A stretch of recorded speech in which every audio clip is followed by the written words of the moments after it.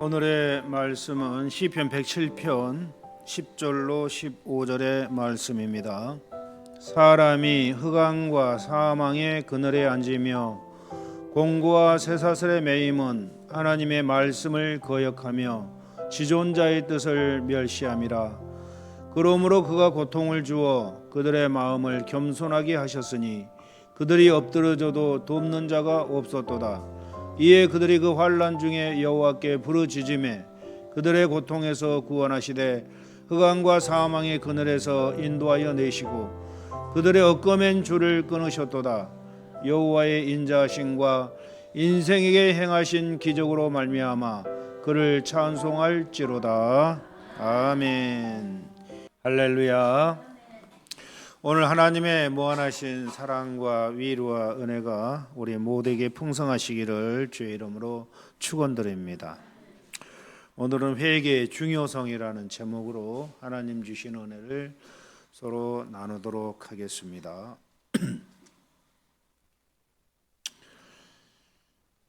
한국 교회에 문제점이 많아가지고 어느 단체에서 조사를 했어요.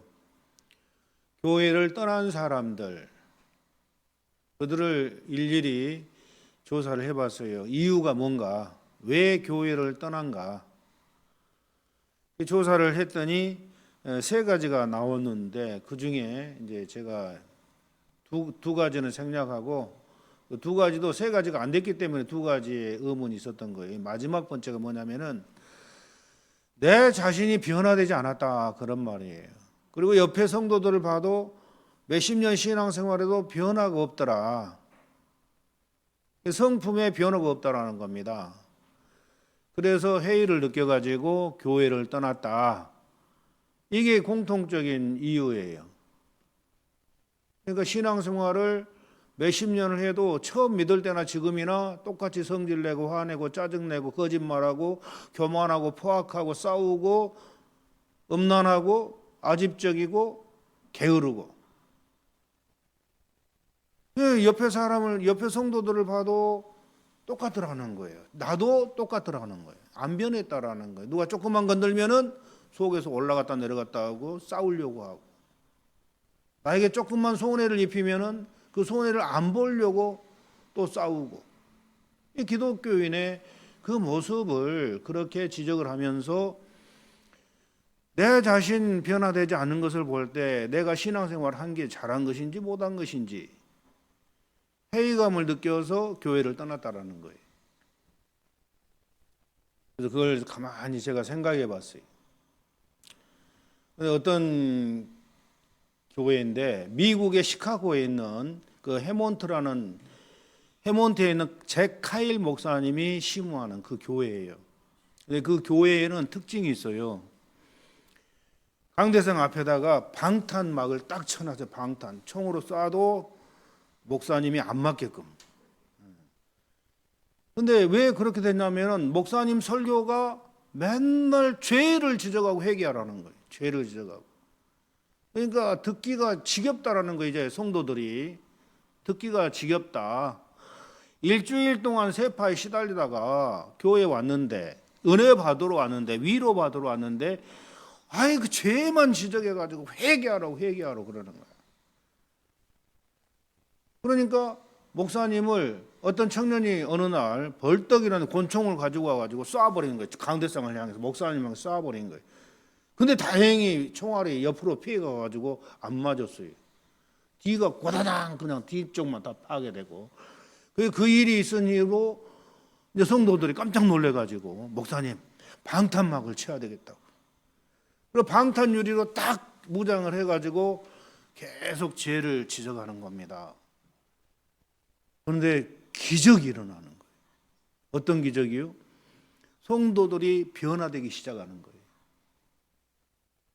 각자가 이제 회개를 철저히 하면서 변화되기 시작하는 거예요. 예. 그러면 자기들이 변화가 되니까 신앙생활 할 맛이 나는 거예요. 그래서 전도를 하기 시작하는 거예요. 아, 우리 교회 와보라고. 사람이 변한다고. 예수 믿고 변해야지, 안 변하면 그게 무슨 신앙생활이냐고. 그래가지고 전도를 했는데 지금은 그 해몬트에 있는 그 교회가 미국에서 세 번째로 큰 대교회로 성장을 합니다. 교회 학교는 미국에서 첫 번째로 크고 성도들을 실어 날리는 주일날 그 운행하는 대형 버스가 120대가 계속해서 실어 날리는 거예요. 120대가 1부, 2부, 3부, 4부 해가지고. 그래서 깜짝 놀라는 거예요. 미국에 있는. 근데 중요한 건 뭐냐면은 코로나 3년 동안 많은 교회가 문을 닫았어요. 근데 그 교회는 반대로 문을 안 닫고 부흥을 하는 거예요. 엄청난 부흥을 하는 거예요. 근데 중요한 건 뭐냐면은 성도들의 비유를 맞추는 그 설교, 위로하는 그런 설교, 기복적인 설교, 긍정적인 설교, 적극적인 사고방식 가져야 성공한다는, 세상적으로 성공해야 된다라는 그런 설교를 했던 교회들은 거의 다 문을 닫았어요. 코로나 때. 그러나 죄를 지적하면서 회개하라고 외쳤던 교회들은 문을 안 닫았어요. 오히려 부흥하기 시작하는 거예요. 여러분은 제가 맨날 죄를 지적하니까 제 설교가 어때요? 싫어요? 그냥 맨날 위로만 해달라는 그런 마음이셔요? 아니면은 내 죄를 지적해서 회개시켜서 변화시키기를 원하는 그러한 설교를 원하시는 건가? 우리 글로리아 교회는 대부분 죄를 지적하는 거죠. 정욕과 죄악성 해가지고 그냥 계속해서. 그러니까 우리 성도님들은 코로나 때 한 명도 안 나갔어요. 한 명도 안 나갔어요. 그리고 우리 성도님들은 여러분 자신이 생각할 때 그 죄를 제가 지적했을 때 회개할 때마다 하나님의 성령의 강력한 역사가 나타나죠. 그리고 여러분들 변화되는 것을 여러분이 잘 아실 거예요. 내가 변화된 거 다른 사람 몰라요. 내 자신이 잘 알아요. 옆에 사람들도 저 사람 많이 변화됐구나. 이걸 깨닫게 돼요. 우리 글로리아 교회 성도님들은 많이 변했어요. 엄청나게 변했어요. 우리 남영훈 장로님 변했어요? 안 변했어요? 많이 변했죠. 그거예요. 신앙생활은 그거예요. 안 변하면 그게 잘못된 거예요. 안 변하면. 여러분, 예수 그리스도의 성품으로 변화되는 게 우리의 신앙의 목표가 돼야 돼요. 그리고 정말 예수님처럼 아름다운 인격으로 변화가 돼야 돼요. 누가 아무리 내 속을 뒤집어도 주여 저들을 축복해 주시옵소서 이렇게 돼야 돼요. 이렇게 변화가 돼야 돼요. 내 속을 조금만 뒤집는다고 지가 뭔데 나한테 그럴 수가 있다고 화를 내고 성질을 내고 짜증내는 그 옛날 우리 성품들이죠. 그죠? 옛날 성품이에요. 누가 나에게 권리를 침해하고 누가 나에게 손해를 입히고 누가 나를 그냥 욕을 하고 중상모함을 한다 해도 아버지여 저들을 용서해 주시옵소서 라는 그러한 정도의 인격으로 변화가 돼야 된다라는 거예요. 변화 안 되는 신앙은 그냥 영적인 어린아이 단계에서 그냥 머물다가 그냥 가는 거예요. 몇십 년 신앙생활하고 영적인 어린아이 단계에서 머물다가 천국 간다고 생각해 보세요. 얼마나 억울한가. 천국은 가기는 가요. 예수 믿고 구원 받았으니까. 그러나 거기 가보니까 상급의 차이가 하늘과 땅 차이가 나더라는 거예요. 하나님은 너희 행한 대로 상 주신다고 말씀하셨거든요. 행한 대로. 영적인 어린아이 단계에 있는 성도들은 어린아이 단계의 상급을 받는 것이고 청년의 단계로 성장한 사람들은 청년의 단계 상급을 받는 거고 아비 단계로 장성한 자로 성장한 사람은 장성한 자의 단계의 상급을 받는 거예요. 그리고 이 땅에서도 아비 단계까지 성장한 사람들은 예수님의 성품으로 변화된 사람들이에요. 이런 사람들은 아비 단계까지. 그러니까 여러분들이 자기 자신을 생각해 보면 알아요. 아직도 내가 신경질 내고 짜증내고 아직도 화내고 혈기 부리고 한다면은 영적인 어린아이예요. 몇십 년 신앙생활에도 미안하지만 영적인 어린아이예요. 청년의 단계까지만 성장해도 그렇지는 않죠. 아버지, 아버지, 저를 붙들어 주시옵소서. 입술에 파수꾼을 세워서 범죄치 않게 저를 붙들어 달라고 이런 기도를 할 수가 있는 거예요.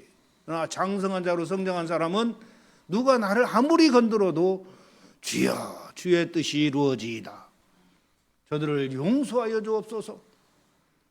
스데반이 죽어가면서, 돌에 맞아 죽어가면서도 아버지여 저들을 용서해 달라고 했던 그런 신앙 정도가 돼야 된다라는 거예요. 이런 사람들이 영원히 잘 됐기 때문에, 예수님의 성품으로 변화가 됐고 죄성에 다 뿌리가 뽑혔고 정과 욕심을 십자가에 못 박았기 때문에 이런 사람이 하나님의 새 생명으로 거듭나서 엄청난 큰 상급을 받게 되는 거예요. 이런 사람들이 이 땅에서도 복음을 전하는데 기둥과 같이 쓰임받는 그런 일꾼들이라는 것이죠. 이런 사람들이 영원히 잘 됐기 때문에 범사가 잘 되고 건강의 복을 받는 거예요. 아멘. 그래서 저와 여러분들, 제가 아무리 죄를 지적해도 그 말씀을 가지고 나를 들여다보라는, 나를, 옆에 사람을, 그 말씀 가지고 옆에 사람을 보려고 하지 말고 내 자신을 들여다보라, 내 속을 들여다보라는 거예요. 오, 내 속에 교만이 있나? 아직도 더럽네. 주여 용서해 달라고. 응? 아직도 나는 정욕적이네. 주여 용서해 달라고. 이 정과 욕심을 끊어버리게 도와달라고. 이런 신앙생활을 줄기차게 해야 돼요. 이런 신앙생활.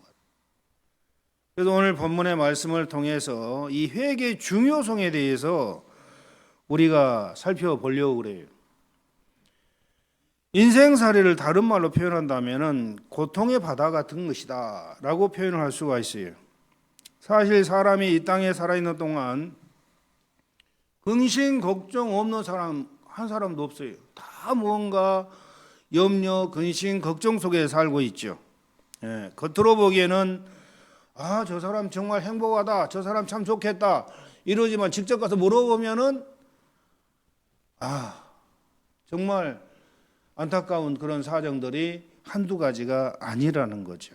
예. 여러분들 고민거리가 하나도 없는 분 계셔요, 여기?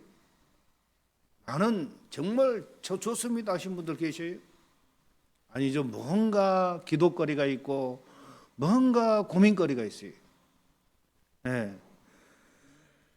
그래서 예수님은 그런 저와 여러분들에게 수고하고 무거운 짐진 자들아 다 내게로 오라, 내가 너희를 쉬게 하겠다고 예수님은 여러분들을 초청을 하시고 계시는 겁니다.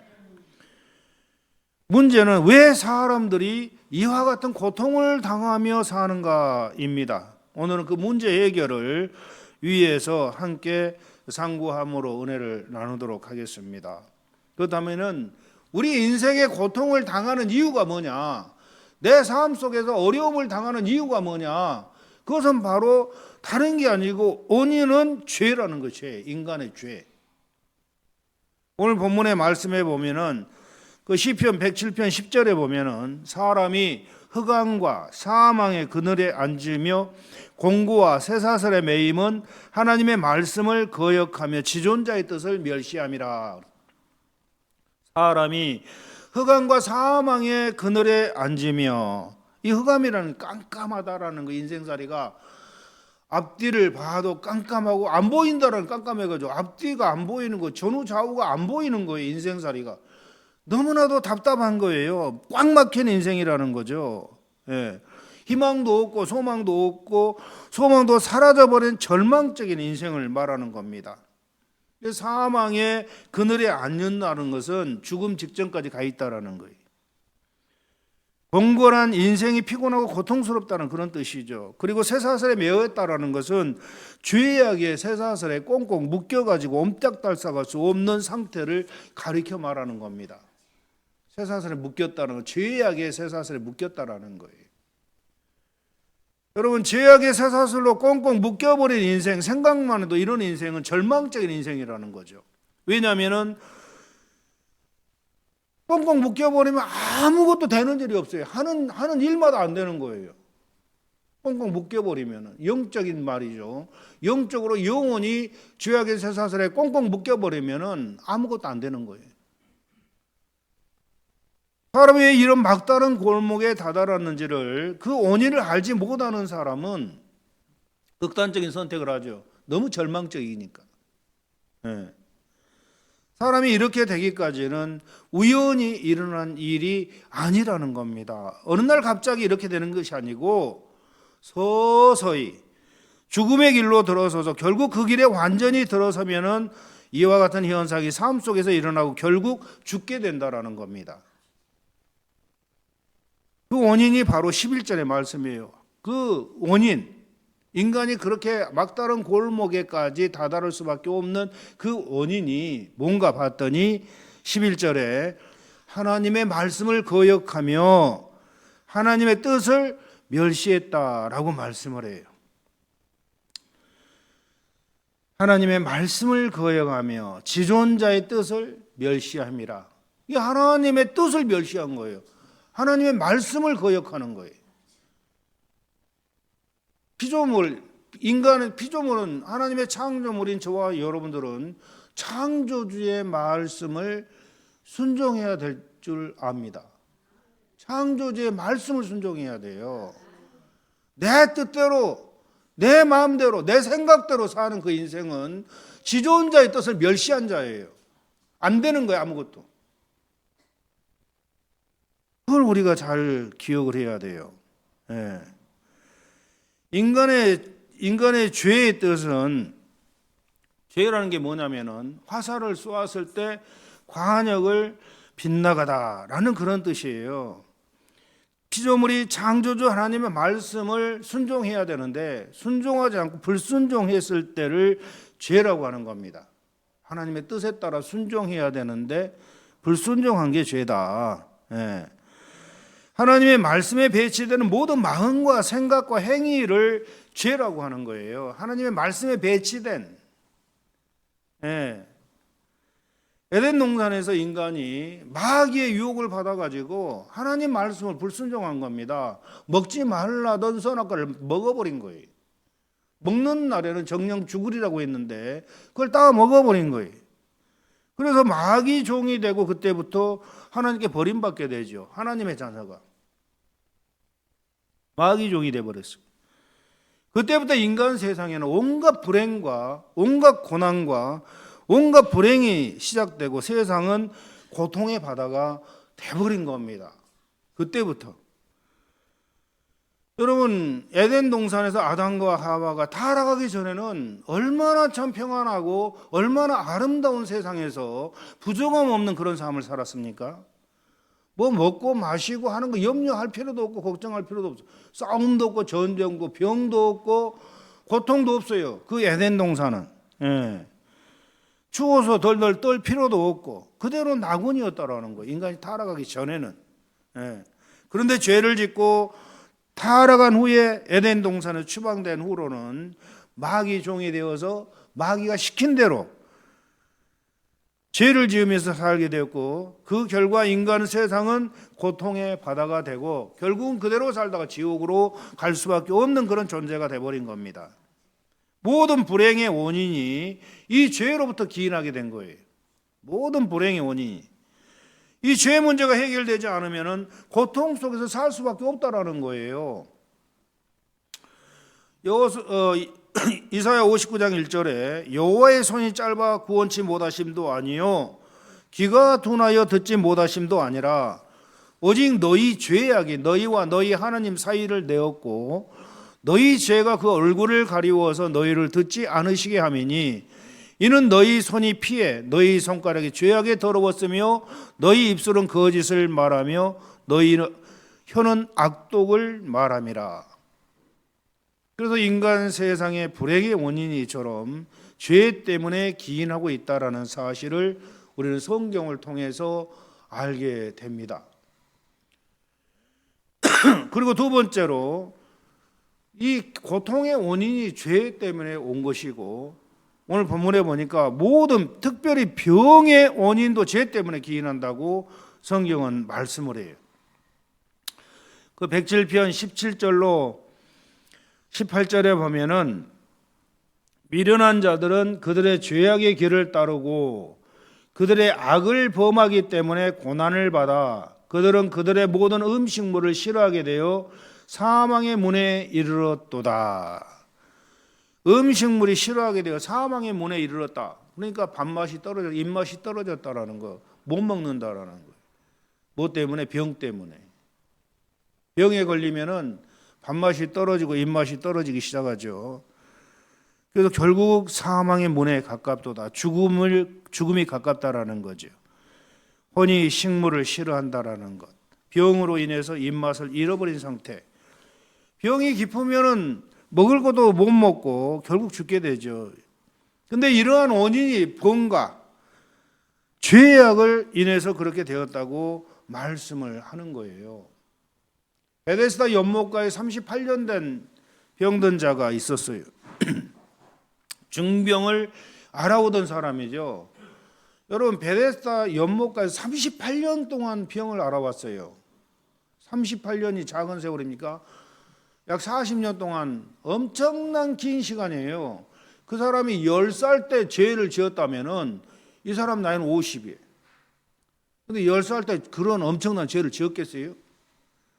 근데 아무리 나이를 따져봐도 20살 때 이런 엄청난 죄를 지었다면은 이 사람 나이는 60에 다 가깝죠. 60에. 왜냐하면 38년 동안 병이 고통을 당했으니까. 예수님이 그 옆을 지나가다가 너무 불쌍하니까 왜 여태까지 이렇게 있냐? 저 베데스다 연못이 동할 때, 움직일 때, 천사들이 내려와가지고 움직일 때 맨 먼저 들어간 사람이 병고침을 받는데 내가 거동도 못하고 들어만 있어가지고 내가 기어서 궁굴러서 내려가려고 먼저 발 있는 사람이 내려가가지고 먼저 고침을 받는다라는 거예요. 그러니까 자기는 불가능하다라는 거죠. 그냥 그 물만 한없이 쳐다보고 있는 거예요. 들어가지는 못하고. 그래서 예수님께서 불쌍해가지고 네 자리를 들고 일어나라 하니까 그 자리에서 일어나 버리는 거예요. 예수님이 그 자리를 고쳐버린 거예요. 그리고 예수님께서 그 사람을 만나 하는 말이 이 병에 걸리지 않기 위해서 다시는 그 죄를 짓지 말라라고 말씀을 하는 거예요. 이 병에 걸리지 않으려면은 다시는 죄를 짓지 말라. 예.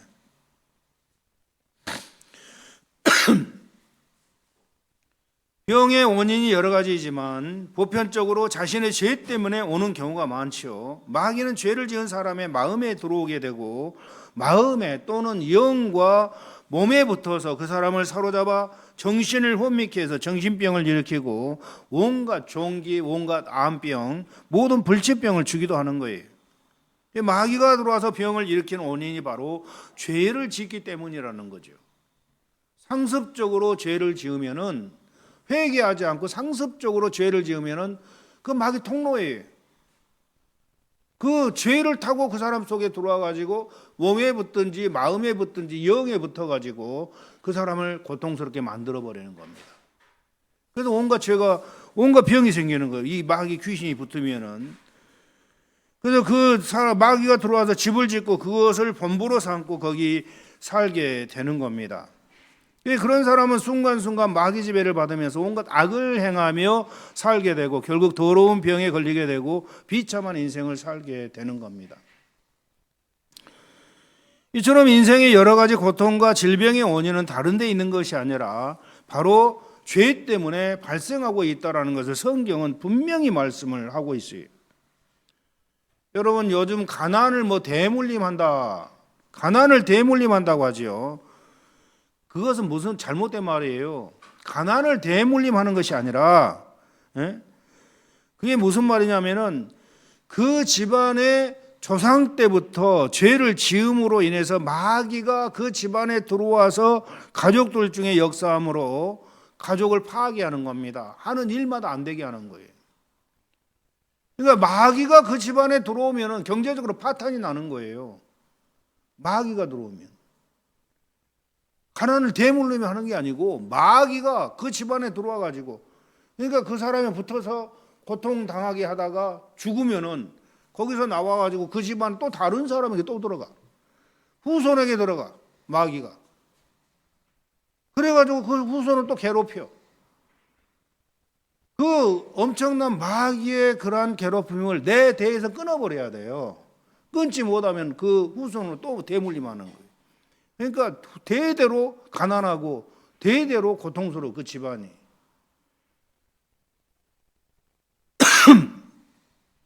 조상이 상습적으로 범죄하는 가게는 마귀가 활동하고 있기 때문에 하는 일마다 되는 일이 없습니다. 그래서 범죄인 집안에서는 대대로 범죄인만 나오게 돼 있어요.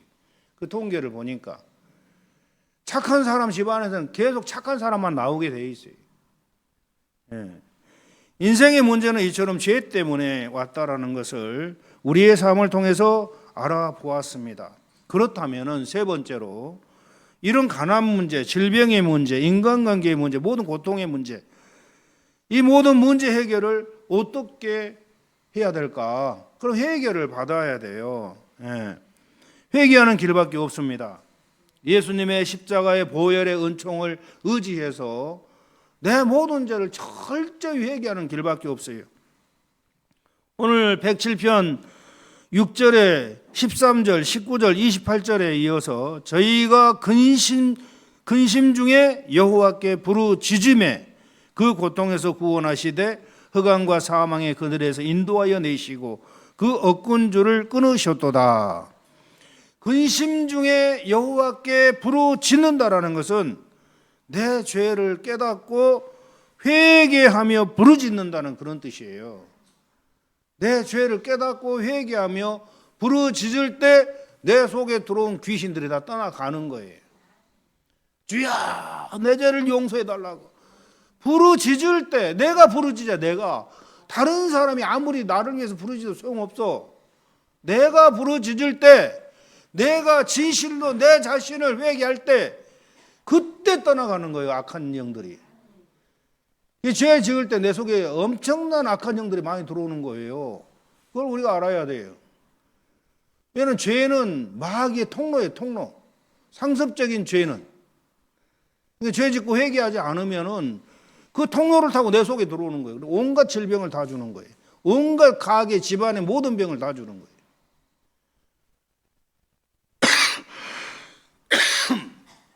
회개하면은 하나님은 그들을 고통에서 건져내시고 구원하여 주십니다. 이 사사기의 말씀에서 하나님의 뜻을 알 수가 있죠. 사사기 구약 성경 이 사사기를 보면은 이스라엘이 범죄를 해요. 어떤 범죄를 해요? 우상숭배, 온갖 불의. 하나님께서 하나님의 백성들이 착하게 살고 거룩하게 살아야 되는데 이렇지 않고 온갖 우상숭배를 하고 불의를 행하는 거예요. 제사장들이 우상숭배를 해요. 오늘날로 말하면은 목사가 우상숭배를 하고 있는 거예요. 목사들이. 오늘날 우상숭배는 어떤 게 우상이에요? 하나님보다도 다른 어떤 피조물을 더 사랑하고 있는 게 우상 아니겠습니까? 옛날에는 우상을 세워놓고 우상을 섬긴 거야. 제사장들이 이스라엘에. 그래서 하나님께 징계를 받아가지고 이스라엘은 엄청난 고통을 당하지요.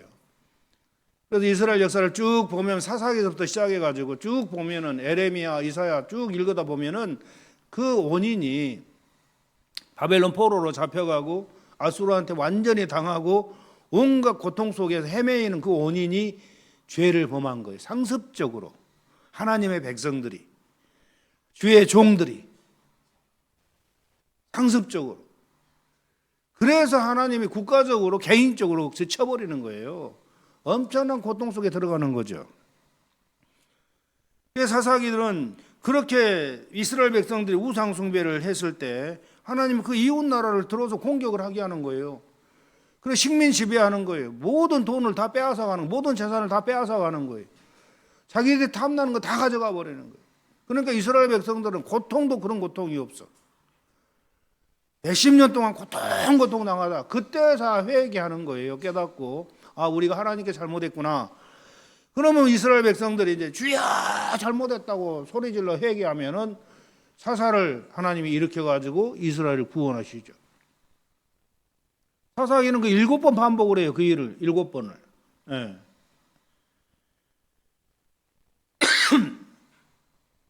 회개하면은 사사를 세워서 해방시켜 주시고, 또 죄를 범하면은 또 이웃 나라를 들어서 전쟁으로 침공하기 위해서 완전히 박살을 내버리는 거예요. 그럼 또 고통 속에서 헤매다가 또 회개하면 또 살려줘. 한번 회개하고 살려줬으면 그때는 그때부터 정신 차리고 고통을 안 당해야 될 텐데, 인간이 그렇게 어리석다라는 거예요. 조금 숨 쉴만 하면 또 하나님 말씀대로 안 살고, 죽게 생기면 주야 해가지고 살려달라면 또 살려주면은 또 숨 쉴만 하면 또 죄를 범하고, 이게 반복을 하는 게 사사기는. 그래서 하나님께서 너무나도 답답하죠. 하나님도 자기 백성들이 그러니까. 이사야 1장 18절에 보면은 이사야 선지자를 통해서 하나님 말씀합니다. 여호와께서 말씀하시되 오라 우리가 서로 변론하자. 너희 죄가 주홍 같을지라도 눈과 같이 휘어질 것이요 진홍같이 붉을지라도 양털같이 되리라. 너희가 즐겨 순종하면 땅의 아름다운 소산을 먹을 것이요 너희가 거절하여 배반하면 칼에 삼키우리라. 여호와의 입의 말씀이니라. 하나님 앞에 나와서 겸손하게 회개하면은 모든 고통에서 해방시켜 주시는 거예요. 겸손하게 회개하면은. 회개하지 않으면은 칼에 삼키운다. 이 칼에 삼키운다라는 것은 전쟁으로 죽는다는 그런 뜻이에요. 누가복음 15장에 보면은 돌아온 탕자 비유가 나오죠. 그 이야기에서 둘째 아들은 아버지에게 자기에게 돌아올 모든 상속 재산을 다 달라는 거예요. 그래서 아버지를 떠나서 내 마음대로 멋있게 한번 재미있게 즐겁게 살아봐야 되겠습니다. 그러니까 아버지는 뻔히 다 보이는 거죠. 안 된다, 안 된다. 네 가면은 큰일 난다. 그래도 끝까지 고집하고 아버지에게서 빼앗다시피 재산을 가지고 나갔어요. 몇 년 안에 허랑방탕한 생활해가지고 재산을 다 탕진했어요. 그래서 거지가 되었어요. 돼지 농장에 가서 돼지가 먹는 사료를 얻어먹으려 해도 누가 사료 준 사람까지 없었어요. 얼마나 참 비참한 인생입니까? 이건 뭘 뜻하는 거냐면은 하나님의 백성들이 하나님을 떠나는 순간에 그와 같이 망한다라는 것을 얘기하는 겁니다. 그래서 그가 정신 차리고 회개하죠. 내 아버지 집에 돌아가면은 일자리도 많고 이렇게 굶주리지는 않을 것 아닌가. 이제는 아들 노사가 아니라 종으로 받아들여 달라고 한번 가서 부탁이나 해보자 하고 돌아왔어요. 그런데 하나님, 그 아버지는 저 멀리서 보니까 자기 아들이야. 몰골은 거지가 돼가지고 돌아오는 거예요. 뛰어나가가지고 맨발로 뛰어나가서 부둥켜 안고 그냥 환영을 해주는 거예요. 이게 아버지의 마음이에요. 이 아버지의 마음, 바로 우리 하나님 아버지의 마음이라는 거예요. 우리가 다 죽어가는 그런 상태에서 하나님께 나와서 아버지 나 좀 살려달라고, 아버지 나를 불쌍히 여겨달라고 부르짖어 기도하면은 하나님께서는 그를 안아주시고 그를 축복해 주시고 그를 치료해 주시는 거예요. 아버지 나를 살려달라고, 내가 잘못했다고 철저히 회개하면은 하나님을 떠나면은 영적인 거지가 됩니다. 영혼은 하나님의 말씀을 먹고 사는데 하나님을 떠나면은 말씀이 공급이 중단이 되고 영혼은 굶주려 완전히 말라 비틀어 죽어가는 거예요. 그의 살 방법은 딱 한 가지밖에 없어요. 자기 죄를 고백하고 다시 하나님께 돌아오는 길밖에 없습니다. 다시 회개하고 하나님께 돌아오는 길, 이 길만이 생명을 얻고 영혼이 풍성한 꼴을 먹고 풍족하게 사는 길이라는 것이죠. 여러분, 우리 하나님은 저와 여러분들의 죄를 용서하기 위해서 예수 그리스도를 이 땅에 보내셨어요. 그리고 예수님께서 십자가에 못 박혀 죽으실 때 우리에게 사죄의 은총과 성결의 은총 두 가지를 예수님께서 예비해 놓으신 거예요. 그 사죄의 은총이라는 게 뭐냐면은 우리가 예수 믿고 구원을 받았어도 내 속에 죄성 때문에 또 죄를 짓는 거예요. 성도가, 그리스도인이. 여러분 죄 안 지었어요? 예수 믿어도 죄 짓잖아요. 아이고 목사님 난 남의 거 도둑질한 거 없어요. 도둑질 안 했어도 마음으로 생각으로 지은 것까지도 다 죄예요. 예수님 그렇게 지적하잖아요. 너희 형제를 보고 미워했느냐? 마음에 이미 살인했느니라. 여인을 보고 음욕을 품었느냐? 이미 간음했느니라. 마음으로 생각으로 지은 것도 주님은 죄라고 정죄를 하시는 거예요. 예. 그런 죄성을 통해서 여러 가지 많은 죄를 짓는 게 자범죄예요. 그 죄를 지을 때마다 우리가 용서를 받아야 돼요. 그 용서를 해주는 은총이 바로 사죄 은총이에요. 사죄 은총. 한번 피 뿌려서 예비하신 사죄 은총. 주님, 내가 살다 보니까 연약해가지고 또 이 교만한 죄를 지었습니다. 또 형제를 미워 있습니다. 또 거짓말을 했습니다. 여러분, 거짓말, 큰 거짓말, 작은 거짓말 다 똑같아요. 죄라고 생각하지 않는 것도 죄예요. 그러니까 죄가 밥 먹듯이 죄 짓고 사는 게 그리스도인이에요. 그렇게 생각한다면. 그래, 안 그래요? 그러면 우리는 날마다 우리 삶을 돌아보면서 철저하게 회개해야 돼요. 철저하게. 7가지 죄악성을 하나하나 살펴보면서 회개 생활을 날마다 해야 돼요. 정욕에 지배받아 살았던 나의 그 삶을 통해서 내가 왜 이렇게 정욕적인 삶을 살고 있는가, 이거 빨리 깨닫고 회개해야 돼요. 세상 사람들은 정욕이 뭔지도 몰라. 정욕이. 근데 우리 글로리학교 성도들은 정욕에 대해서 자세히 알죠. 수도 없이 몇십 년 동안 공부했으니까. 이 정욕이라는 것은 가장 인간의 기본적인 애정과 욕망을 합해서 정욕이라고 그래요. 애정과 욕망. 욕망이라는 게 뭡니까? 우리 속엔 5가지 욕망이 있어요. 식욕, 성욕, 물욕, 명예욕, 수면욕. 애정은 혈육 간의 애정, 남녀 간의 애정, 친구 간의 애정, 사물에 대한, 모든 사물에 대한 애정. 이 정욕을 즐기고 정욕대로 살면은 그게 우상숭배예요. 그런데 오늘날 기독교인들은, 세상 사람들은 말할 것도 없고, 기독교인들조차도 정욕을 십자가에 못 박으라고 했음에도 불구하고 정욕을 즐기면서 사는 거예요. 정욕을 즐기면서 사는 거예요. 정욕을 만족시키기 위해서 온갖 죄를 다 범하는 거예요. 그래 놓고도 인간이니까 그렇게 살 수밖에 없지라고 얘기하면서 회개 안 해요. 그 정욕 배후에서는 누가 역사합니까? 마귀가 역사하는 거예요. 마귀는 야, 너희들 나를 섬겨라 이렇게 나타나는 게 아니고, 마귀는 우리 정욕을 충동질하는 거예요. 야, 너 명예를 얻어야 될 거 아니냐? 응? 명예를 얻으려면은 저 사람들 다 물리쳐야 되고 죽여야 돼. 그리고 돈을 갖다 먹여야 돼. 그래서 내가 명예를 얻으면 되는 거 아니야? 이런 식으로 수단 방법 가리지 않고 온갖 죄를 범하면서 그 명예욕을 만족시키려고, 어떤 지위를 하나 얻으면 명예욕을 만족시키는 거예요. 그래서 온갖 죄를 다 지는 거예요. 명예욕 때문에. 성욕을 만족시키기 위해서 온갖 죄를 다 짓는 거예요. 여러분, 물욕을 만족시키기 위해서 온갖 죄를 다 짓는 거예요. 수단 방법 가리지 않고 돈만 벌면 된다라는 거예요. 그 과정 속에서 사기도 치고 거짓말도 하고 남의 것을 빼앗기도 하고 폭행도 하기도 하고 온갖 죄를 다 짓는 거예요. 그게 정욕 배후에서 역사하는 마귀 때문에 그렇게 되는 거죠. 근데 이렇게 살면서도 회개도 안 해. 회개 안 하니까 어떻게 되는 거예요? 기독교인들이 회개를 안 하는 거예요. 자기가 그렇게 엄청난 죄를 짓고 살면서도, 정욕을 즐기며 살면서도. 그러니까 이게 쌓이고 쌓여. 죄가 목구멍까지 쌓여, 머리 끝까지 쌓여. 온갖 귀신들이 다 들어와. 그렇게 사니까. 그래 심령이 변화되냐고. 이게 점점점 굳어져 가는 거죠. 변화되기는커녕.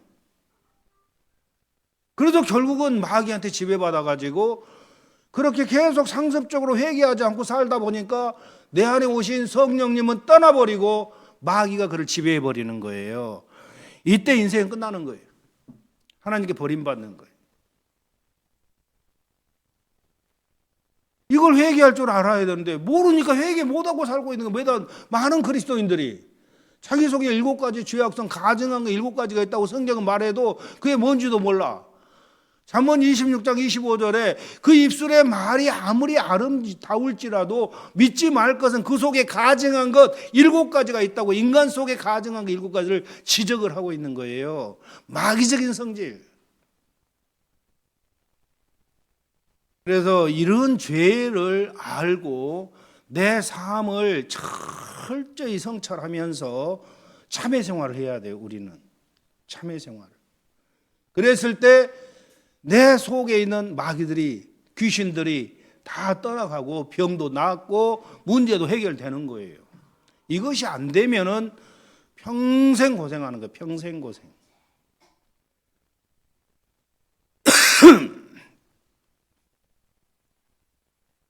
우리가 회개하기만 하면 하나님은 다 용서해 주셔요.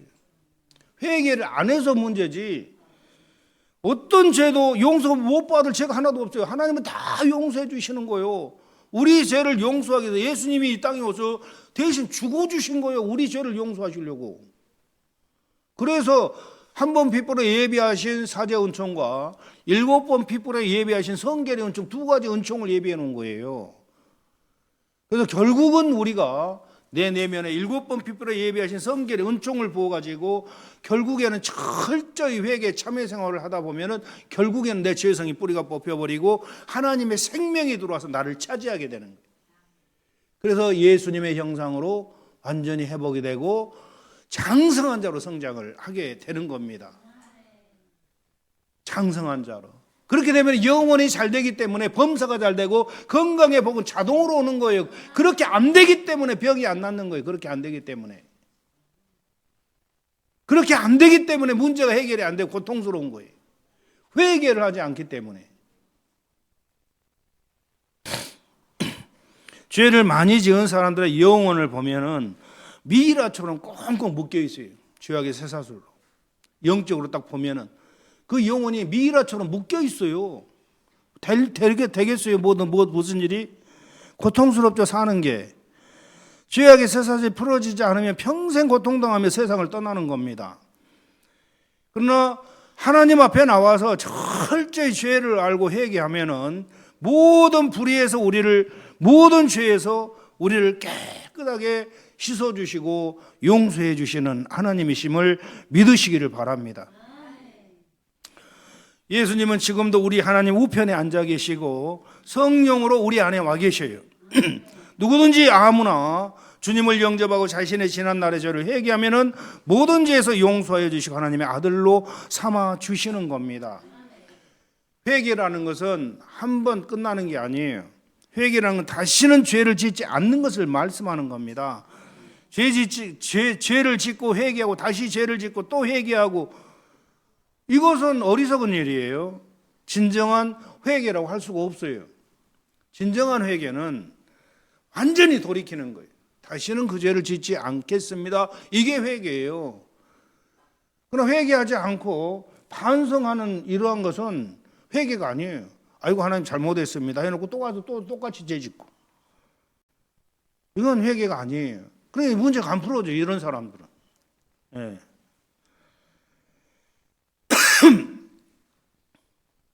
누구든지 예수님을 영접하고 자신의 지난 날의 죄를 회개하면은 그 믿은 순간에까지 모든 죄는 용서받아요. 근데 또 살다 보면 또 죄성 때문에 또 죄를 범하잖아요. 그럼 또 회개해야 돼.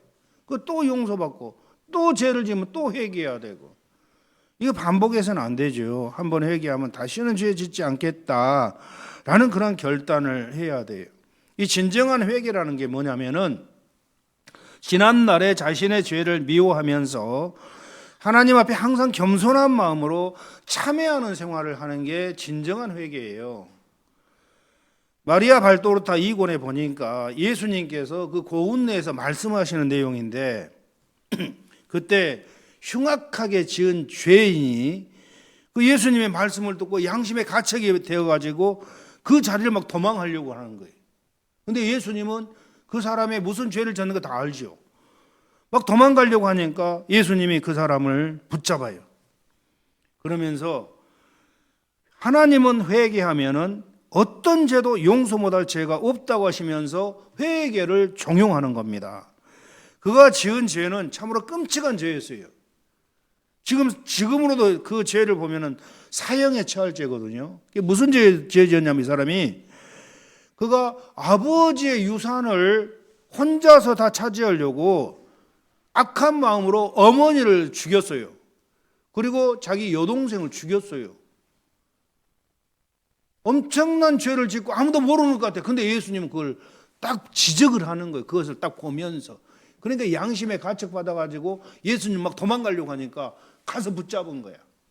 붙잡아가지고 하시는 말씀이 예수님이 하나님은 회개하기만 하면은 용서 못할 죄가 없습니다 하시면서 그에게 회개를 촉구를 하는 겁니다. 그러니까 그가 하는 말이 주님, 내가 용서받지 못할 죄를 지었는데 이런 죄까지도 용서받을 수 있습니까? 하고 물어요. 그러니까 내가 앞으로 흘릴 피는 어떤 죄도 용서 못할 죄가 없습니다 하시면서 그가 회개했을 때 그 자리에서 예수님이 용서하시는 거예요. 내가 그때는 이제 십자가 지기 전이었죠. 예수님이 십자가 지기 전에 예수님께서 그 사람을 붙들고 앞으로 내가 흘릴 피는 회개하는 어떤 죄도 용서 못할 죄가 없습니다. 회개하시오 딱 그러는 거예요. 그러면서 그가 회개했을 때 내가 당신의 죄를 용서합니다. 당신의 죄는 내 마음을 갈기갈기 찢어놓은 죄입니다. 당신은 앞으로 천국 올라갈 때까지 평생을 당신의 죄를 보속하면서 착하게 되기를 위해서 살기 바라오 가시오 하고 그를 보내면서 끝내는 겁니다. 용서는 하시되 그가 평생을 그의 죄를 보속하며 살도록 명령하는 거예요. 이 죄에 대한 보속이라는 게 뭐냐면은 참회의 뜻으로 지은 죄를 보상하면서 산다라는 그런 뜻이에요. 이 보속이라는 건. 그러니까 지은 죄를 보상하면서 산다는 뜻인데 우리가 죄를 짓고 하나님 앞에 나와 하나님 앞에 잘못했다고 회개를 하면은 그때 모든 죄는 용서해 주셔요. 다시는 죄를 짓고 다시 죄를 짓고 또 잘못했다고 반복하는 것은 회개가 아니죠. 하나님의 이름을 못 오가는 죄까지 범하는 거예요. 하나님의 이름을. 이 진정한 회개라는 것은 평생에 한번 회개하고 용서받았으면은 평생에 그런 죄를 다시 짓지 않기 위해서 참회의 보석을 하는 게 진정한 보석 회개인데 이 참회의 보석은 여러 가지입니다. 내 죄를 생각하면서 착하게 사는 거예요. 이게 보석이에요. 앞으로 내 삶은 정말 죄 안 짓고 착하게 살아야 되겠다. 선한 일을 막 하는 거예요. 이게 보석이에요. 어려운 이웃을 위해서 막 도와주고 봉사해 주는 거예요. 내 죄를 보속한다는 뜻이죠. 또 중보의 기도를 쉬지 않는 거예요. 기도로 중보의 기도 전도를 쉬지 않고 한다거나 주님을 위해서 참여하는 뜻으로 이처럼 경건한 생활을 사는 것, 이게 참회의 보석의 삶이라는 것입니다. 사랑하는 성도 여러분, 이래서 내가 조금이라도 내 지은 죄에 대해서 보속한다라는 그런 마음으로 앞으로는 남을 위해서 이웃을 위해서 정말 선하게 착하게 살아가는 삶이 진짜 참회 생활이에요. 그게 참회 생활이에요. 그게 회개 생활이에요. 하나님이 기뻐하셔요. 다시는 죄를 짓지 않겠다. 그렇게 살면은 그 죄에 대해서 하나님은 기억도 하지도 않아요. 기억도 하지도 않아. 그렇게 할 때 마귀가 내 속에서 다 떠나가. 악한 영들이 다 떠나가는 거예요. 그렇게 할 때. 그러면서 내 영혼이 다 깨끗해져 가는 거예요. 그렇게 할 때. 한번 딱 용서받았다고 다 된 게 아니야. 다시는 죄를 짓지 않으려고 발버둥치는 의지적인 노력이 필요하다라는 거예요. 하나님의 도우심을 받으면서 성령님의 도우심을 받으면서 의지적인 노력이 필요하다라는 거예요. 그냥 있으면 안 돼요. 그래야 우리가 점진적으로 성화가 이루어지게 되고 10번 지을 죄를 9번으로 9번 지을 죄를 8번으로 죄 짓는 횟수를 줄여가는 거예요. 그런데 결국은 죄 짓지 않는 거룩한 자로 성화가 되고 변화가 되는 겁니다. 이렇게 되었을 때 장성한 자가 되는 것, 신앙의 장성한 자. 아멘. 그래서 여러분 이렇게 예수님의 보혈의 은총을 의지해서 회개할 때 죄로부터 용서받고 인생의 고통에서 해방되고 질병에서 치유가 되고 귀신들이 쫓겨나가고 기도의 응답을 쉽게 받는 거예요. 기도 백날 기도해도 이 죄 회개하지 않으면 기도 응답 없어요. 백날 금식을 해도 기도 응답 없어요. 회개하지 않으면 죄가 하나님과 나 사이를 가리워버리기 때문에. 그래서 회개가 중요하다라는 거예요. 아멘. 네. 진정한 회개를 통해서 우리의 삶이 풀어지고 영원한 생명을 얻게 되기 때문이고, 여러분 다시는 죄를 범하지 않으려면은 이처럼 참회 보속 생활을 계속 해야 된다라는 겁니다. 그렇게 할 때 죄를 멀리하게 되고 결국 죄를 이기고 승리하게 되는 거예요.